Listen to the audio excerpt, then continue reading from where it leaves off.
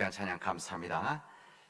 우리 박연화 권사님께서 몸을 좀 다치셔서 지난주에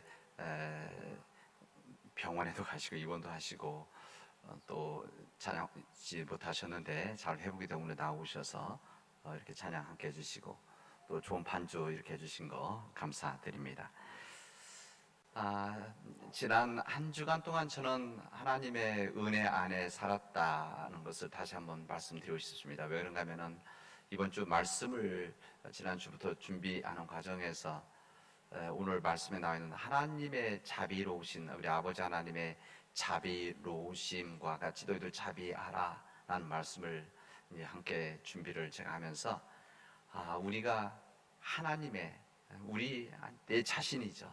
하나님의 자비로운 하나님 은혜 안에 내가 살고 있구나, 그리고 살아갈 것이다는 생각을 해보니까 너무 지쳐있었던 몸이 회복되어지고 또 그 하나님의 은혜 때문에 그 자비로우신 하나님이 나의 하나님이라고 하는 그 자체가 나에게 큰 능력이 되어진다는 것을 깨닫는 귀한 시간이었습니다.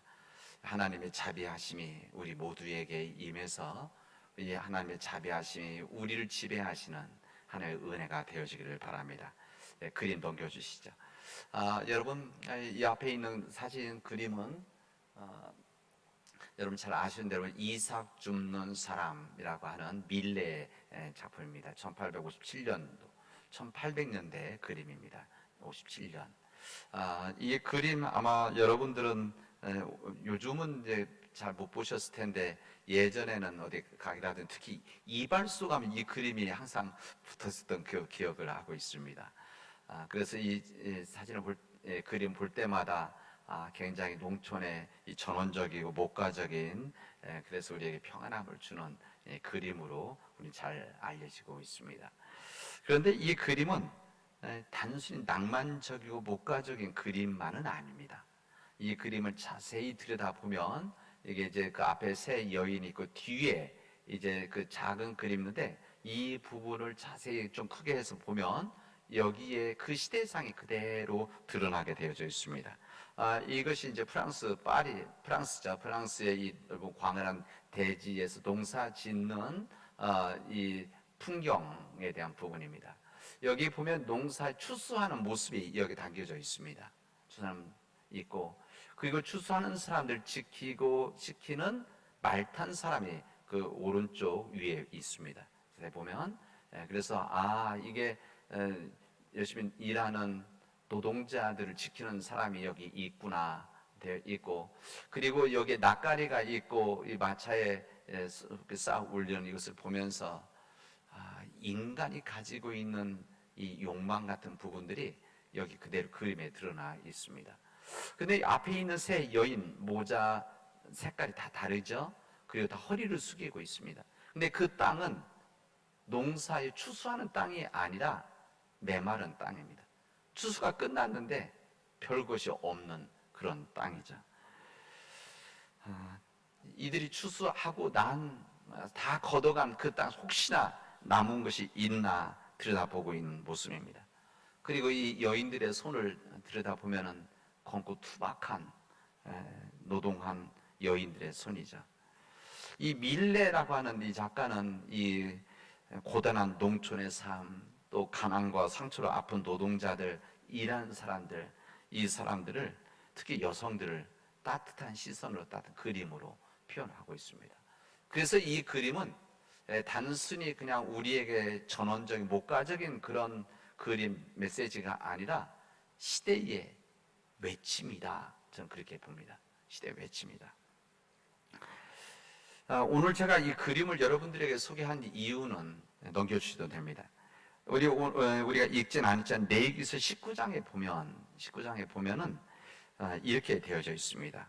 너희가 너의 땅에서 곡식을 거둘 때 너는 밭 모퉁이에까지 다 거두지 말고 내 떨어진 이삭도 줍지 말며 내 포도원의 열매를 다 따지 말며 내 포도원에 떨어진 열매도 줍지 말고 가난한 사람과 거류민을 위하여 그냥 내버려 두어라.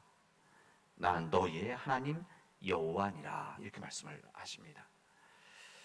이 반모퉁에서 지금 일하고 있는데, 오늘 그림, 밀레 그림에서 보았듯이 그런 상황에서 이 농사 짓는 이 주인들은 다 거두지 말아라. 이거 가난한 사람들과 거류민들, 이방인들이죠. 이 거류민들 그래도 먹고 살 수 있도록 내버려 두어라. 이 포도원에서 포도 다 따지 말아라. 좀 남겨두면 이 사람들이 따먹지 않겠느냐. 떨어진 열매 줍지도 말아라. 또 그런 사람들이 먹어야 되지 않겠느냐. 이 말씀을 주님께서 하십니다. 우리 성경에서 하나님께서 우리에게 원하시는 창조 질서, 하나님의 세상이라고 하는 것은 이런 세상, 우리 모두가 행복하게 살아가는 삶입니다. 하나님께서 우리 인간들이 천국에 가기 위해서, 죽은 다음에 천국 가기 위해서 이 땅에서 테스트하는 고통의 현장, 어려움의 현장, 시험 보는 이런 시험장이 아니고 이 땅에서 우리가 모든 사람들이 잘 살기를 원하시는, 행복하게 살기를 주님은 원하십니다. 그러나 여러분 아시지 않습니까? 우리 얼굴들이 서로 다르듯이 사람들의 능력과 사람들의 삶의 스타일이 다 다릅니다. 그렇죠. 그래서 이런 각기 다른, 만약 하나님께서 똑같이 살기 원하신다면 얼굴도 성격도 능력도 똑같이 만드셨겠죠. 우리 전능하신 하나님이시기 때문에. 그러나 우리 하나님께서는 우리 인간들을 각기 다르게 만들어 주셨습니다. 그리고 자유를, 의지를 주셔서 우리가 선택적인 삶을 살아가도록 하셨습니다. 그러다 보니까 자연스럽게 때로는 부자가 나오고 가난한 자가 있는 것이고, 또 강한 자가 있는 것이고 약한 자가 있는 겁니다. 그러나 주님께서 원하시는 세상이라고 하는 것은, 이 구약 성경을 통해서, 신약을 통해서 우리가 알려주시는 말씀은 이런 세상 속에서 강한 자들이, 또 부한 자들이 가난한 자들과 약한 자들을 돌보고 나누는 이런 삶을 우리에게 주님은 알려주셨습니다.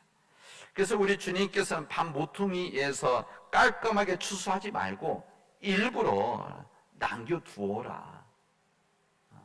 다 치우지 말아라. 그래야만 가난하고 부족한 사람들이 함께 생존할 수 있지 않겠느냐. 너희는 지금 술 취한 것만으로 살 수 있으니까 지장이 없지만 이웃들을 배려한 마음에서 그 정도는 남겨두어라. 다 주라고 하는 것도 아닙니다. 남겨두어라. 어느 정도 욕심을 중단하고 나누어야만 너희들이 함께 살아가고, 그래야만 이게 하나님이 원하시는 행복한 세상이다 말씀하십니다. 사람들이 이것을 잘 지키지 않으니까 하나님께서는 강하게 법으로 선포를 했습니다. 이게 법의 정신이죠. 이거라도 해놔야만, 정확히 해놔야만 사람들이 지키기 때문에 그렇습니다. 그래서 율법의 정신이라는 것은 결국 약한 자들, 가난한 자들, 그렇지 많이 배우지 못한 자들, 이 사람들이 이 세상 속에 똑같이 그래도 행복하게 살아갈 수 있도록 만들어주신 하나님의 뜻이 여기에 담겨져 있습니다. 이 19세기의 광부들 탄광에 들어갈 때 일산화탄소에 민감한 새 카나리아를 가지고 들어갔었습니다. 노란 깃털을 가지고 있고 노랫소리를 가지고 있는 이 카나리아를 가지고 탄광 안으로 들어가게 되어지는데, 이 탄광 안에 들어가서 만약에 이 새장 안에 있던 카나리아가 노래를 멈추고 새장 바닥에 떨어져 있으면 이것을 보면 광부들은 이 갱도를 탈출하게 되어져 있습니다. 이것을 만약 노랫소리가 그쳤다, 새가 비틀거리다 쓰러졌다, 그러면 무슨 표시인가 하면 여기에 일산화탄소가 많아져서 우리 생명 위협을 받는다. 그리고 다 도망을 나갔습니다. 이 카나리아는 무색 묻힌 일산화탄소 중독의 위험으로부터 광부대의 생명을 지키는 연약한 한 존재들입니다. 영국 광산에서, 특히 영국 광산에 비교적 이것이 뭐 아주 옛날 이야기 아니라 1986년까지도 이게 있었다고, 실제 가지고 들어갔다고 합니다. 그리고 그 이후부터는 자동 센서가 있어서 이것으로 인해서 사람들이 이젠 경고를 받고 나왔다, 그런 이야기입니다. 이 카나리아 새, 아주 연약한 새입니다. 가장 연약한 새이기 때문에 위험이 시작되어지면, 일산화탄소의 위협이 시작이 되어지면 가장 먼저 알게 되어지고 희생을 당하게 되어져 있습니다. 항상 그런 거 아닙니까? 우리 사회가 위험과 힘듦이 있으면 가장 약한 사람들이 가장 먼저 피해를 보는 거 아니겠습니까? 그리고 이것을 사람들이 보고 알게 되어지는 것이죠. 그런 겁니다. 이 연약한 카날이 가장 먼저 노출되기 때문에 사람들에게 위험한 상황이라는 것을 사람들에게 경고를 해주고, 이 경고를 통해서 또한 사람들이 구출을 받고 구원을 받게 되어지는 것입니다. 중요한 역할이지 않겠습니까? 오늘 레위기서에 해당되는 길기 때문에 오늘 로마서와 복음서만 읽었는데, 이 레위기서의 말씀은 이 시대에, 그 당시 때 약한 사람들을 위해서 하나님께서 주신 법입니다. 우리 하나님의 말씀은 하나님의 법도 있고 규칙도 있고, 또 사람들에게 이스라엘 역사를 통해서 하나님 어떤 하나님을 알려주시고, 그리고 시들을 통해서 또 세상과 삶과 하나님을 알려주시는데, 오늘 이 본문의 말씀 레위기서 말씀은 약자들을 보호해 주시는 하나님 법이 여기에 구체적으로 담겨져 있습니다. 이 본문에 보면은 가난한 사람들이 나오고, 거류민 이방인들이죠 나오고, 청각장애인이 나오고, 시각장애인이 나오고, 그 다음에 유리하는 이 빈민들이 여기 나오게 됩니다. 지금 제가 이 말한 사람들은 그 당시에 사회적으로, 경제적으로, 신체적인 면에서 모두 약자들입니다. 여기 가난한 사람, 이방인, 또 장애인, 빈민들, 자신 능력으로 살아갈 수 없는 그런 사람들이죠. 사람들이, 그 당시 때 사람들이 뭐 지금도 마찬가지 아니겠습니까? 이 사람들한테 너는 왜 열심히 일하지 않고 열심히 공부하지 않고 열심히 뭔가도 해야 되지 않느냐, 이렇게 탓할 수만 없는 것들이죠. 그래서 하나님께서는 그런 사람들, 이런 사람도 하나님의 백성들이니까, 이런 사람들 일반적인 사람들의 눈에 볼 때는 부족함이 있고 허물이 있고 능력이 약한 이 사람들도 하나님의 사람들이니까, 하나님의 자녀들이니까, 이들을 위해서 너희들이 이 밤 모퉁이에 떨어진 이삭을 그대로 두고, 이 포도원의 열매를 그대로 놔두고, 떨어진 열매를 그대로 놔둬라. 그리고 억압하지도 말고 착취하지도 말고 또 불의한 재판을 하지 말라. 이렇게 하나님은 법을 통해서 말씀을 해 주셨습니다. 그리고 이 말씀을 다 마치시고 나서 마지막 말씀을 하시죠. 내 이웃 사랑하는 것을 내 자신과 같이 하라. 이 말씀을 하십니다. 예수님께서 사람들이 가장 큰 중요한 계명이 무엇입니까? 라고 하는 이 질문에 주님께서는 이렇게 말씀하십니다. 가장 중요한 계명은, 그러니까 구약에 있는 말씀을 압축해서 꽉 짜내면 뭐가 나오느냐? 오직 한 분이신 여호와 하나님만을, 너희들이 오직 하나님만을 사랑해야 된다. 수직적인 관계에서 하나님 사랑해야 된다. 그리고 수평적인 내 이웃을 내 몸과 같이 사랑해라. 이 말씀이 바로 여기에서 시작되는 말씀입니다. 이게 바로 하나님께서 사람들에게 말씀하시는 이웃 사랑에 대한 구체적인 말씀이자 법이라고 할 수가 있습니다.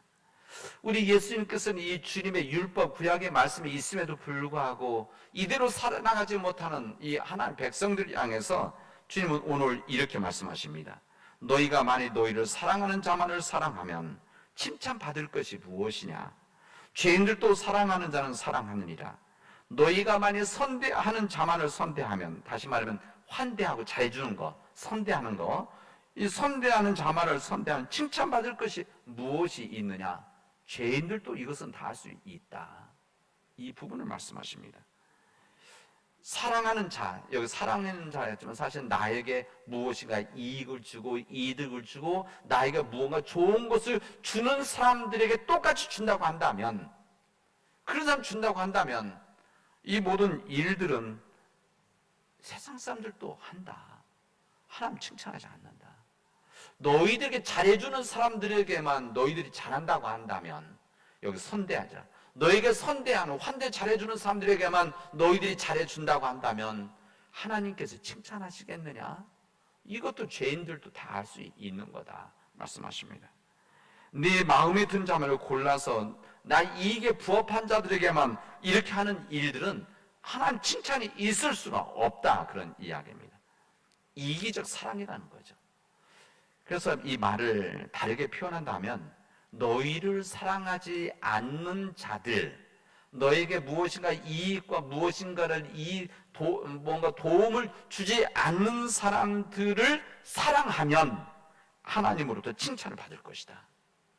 너를 선대하지 않는 사람들, 너와 관계없이 선대하지 않는 사람들에게 너희가 선대를 하면, 잘해주면 너희들 하나님의 칭찬을 받게 될 것이다 말씀하십니다.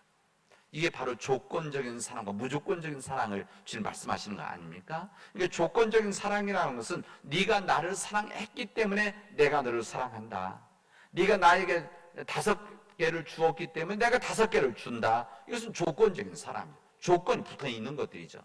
그러나 무조건적이라고 하는 것은 이 사람이 나에게 하나도 주지 않아도, 이 사람이 나에게 무엇인가 이익을 주지 않아도, 이 사람이 나에게 어떤 것을 해주지 않아도 그냥 줄 수 있는 것, 이게 바로 무조건적인 거예요.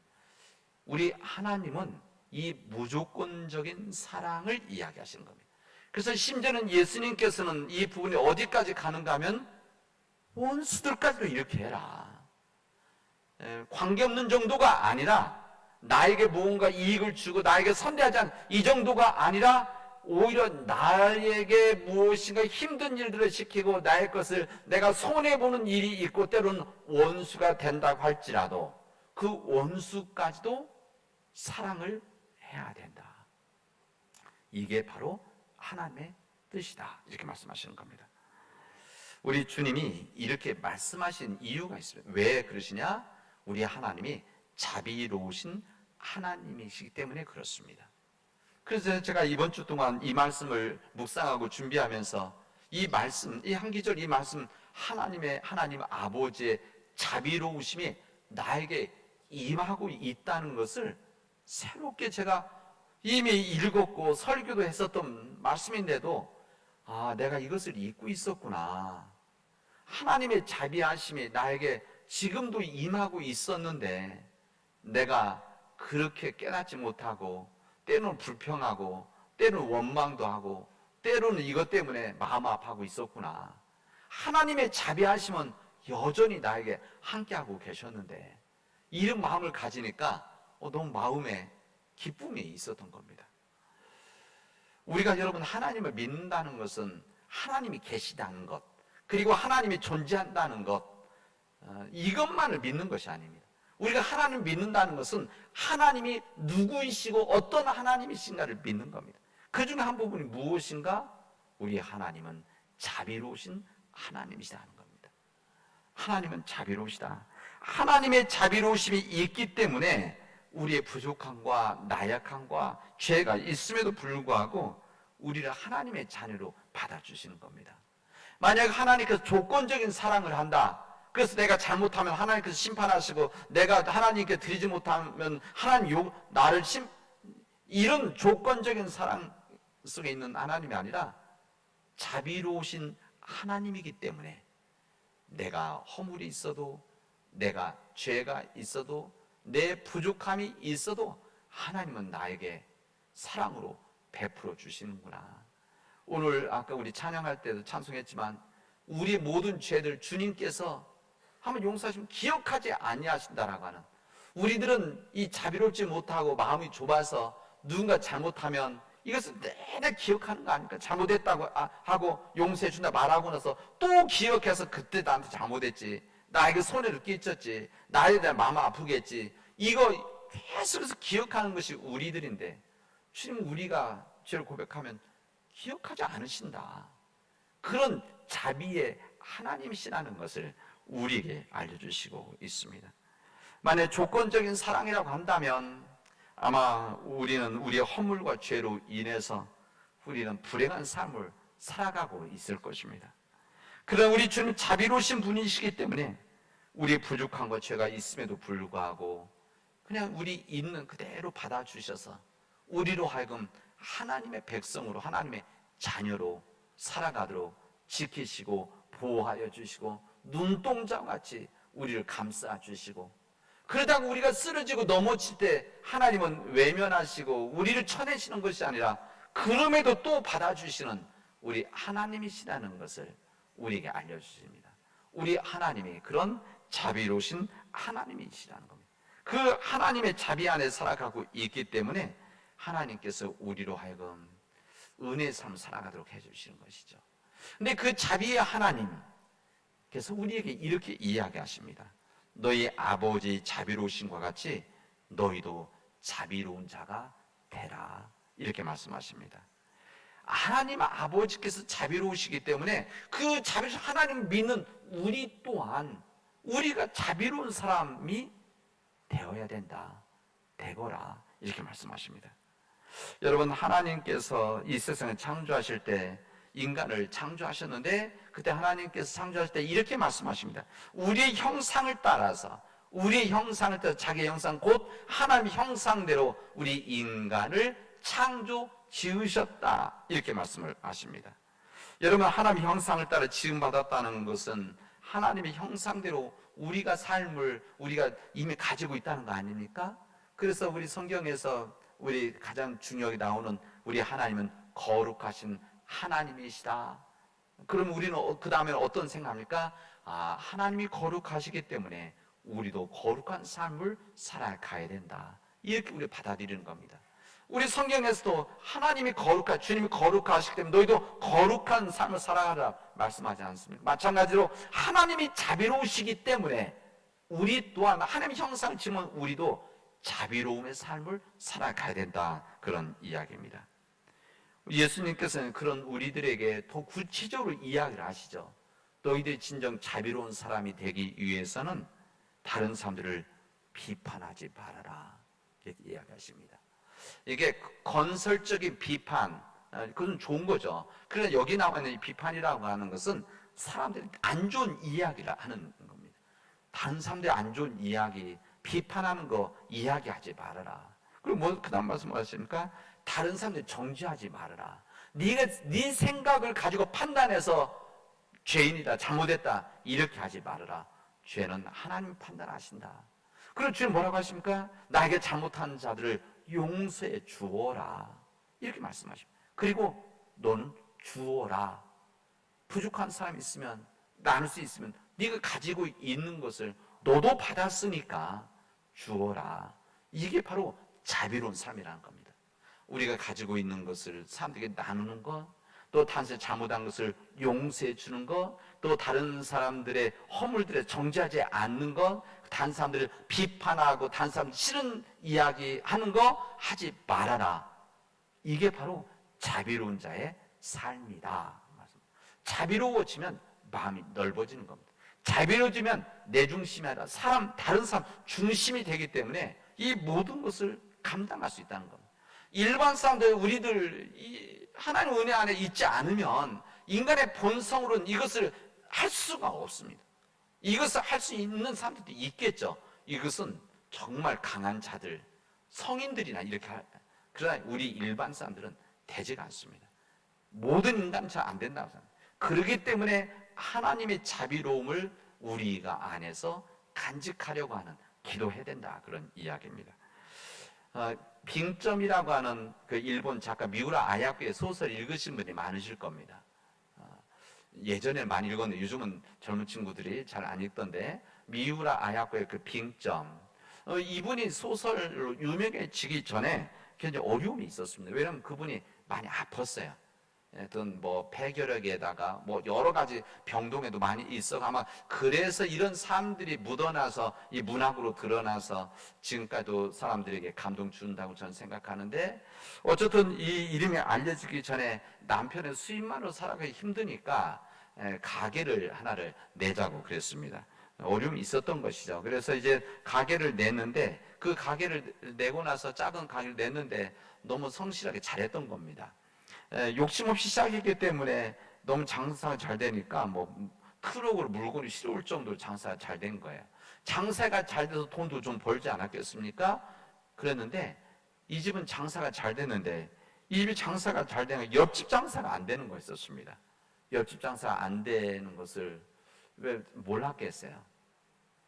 그래서 그것을 보았던 남편이 부인의 미우라 아야코에 이야기합니다. 아니, 우리 가게가 매우 잘 돼서 이웃 가게들이 이거 문 닫을 정도로 어려워졌는데, 원래 우리 이런 의도가 아니었는데 어긋나는 것 같다, 이런 이야기를 하고 둘이 결정을 했습니다. 그래서 가게 규모를 줄였습니다. 가게 규모도 줄이고 물건들도 제한된 물건만 갖다 놨습니다. 그리고 그 물건을 다음에 사람들이 와서 찾으면 옆집 누구 집에 가면 그게 있습니다. 이것을 알려주었습니다. 이제 이렇게 하다 보니까 당연히 시간이 남지 않았겠습니까? 그런 마음 갖고 일하니까 시간도 남은 거지. 일도 줄어드니까. 일 줄어드니까 그때부터 평상시에 문학에 관심을 가지고 있었던 이 미우라 아야코가 그때부터 글을 쓰기 시작을 했습니다. 시간이 남으니까, 마음의 여유가 있으니까. 그래서 그때 소설을 시작했는데 그때 나온 소설이 바로 빙점 소설입니다. 그런 것이죠. 만약 이 미우라 아야코가 계속 가게에서 돈 버는 일로 바빴다고 한다면 어떻게 되었겠는가? 뭐 속단하기는 어렵지만은 우리가 알려진 그런 유명한 문학 작품을 썼던 미우라 아야코는 나올 수 없었을 것입니다.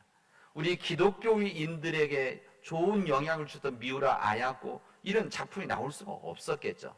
아마 그런 돈을 벌 성공하고 또 편한 삶을 살아가는 일반 사람으로 삶을 아마 그렇게 살았겠죠. 그러나 그는 마음을 열고 자비로운 마음을 가지고 자신을 내려놓았기 때문에 이런 귀한 역사를 만들었다. 저는 그런 생각을 해봅니다. 우리 사랑하는 우리 믿음의 교회 여러분, 자비로우신 하나님과 같이 주님을 믿고 따르는 그 자비로우신 하나님을 믿고 따르는 우리들이 자비로운 사람들이 되어줘야 됩니다. 우리가 주님을 믿는다는 것, 우리가 예수님을 그리스도를 고백한다는 것, 성령님을 우리가 의지하고 살아간다는 것은 결국 무엇인가 하면 자비로우신 하나님의 말씀대로 자비로운 우리 크리스찬 믿음의 사람들이 되어지는 겁니다. 이 믿음의 자비로운 사람이 되어지면 우리가 이 땅에서 복된 삶을 살아갈 뿐만 아니라 우리가 그 복된 삶을, 자비로움을 나누는 베푸는 자들이 되어질 수 있는 것이다. 우리가 그렇게 살아가면 바로 하나님의 영광을 받으신다는 것입니다. 사랑하는 우리 믿음의 교회 여러분, 우리 교회가 자비의 교회가 되어지길 원합니다. 저는 그렇게 기도합니다. 우리 교회가 정말 이 땅에 하나님 선교적으로 허락해 주신 우리 남원 땅에서 자비로운 교회가 되게 해 주십시오. 생명의 교회가 되게 해 주십시오. 기도합니다. 저는 우리 교회가 정말 넓은 마음을 가지고 있는 교회가 되어지기를 원합니다. 우리 교회가 부족한 사람들, 이 시대에 약한 사람들 포용할 수 있는 마음을 가지고 있는 교회가 되어지기를 원합니다. 제가 우리 교회 부임하고 우리 장로님들과 함께 일을 여러 가지를 하면서 저는 가장 의미 있는 한 가지 일이 있습니다. 여러 가지가 있지만 그 중에 한 가지 일이 뭔가 하면 이 지역 교회와 우리 교회가 나누는 겁니다.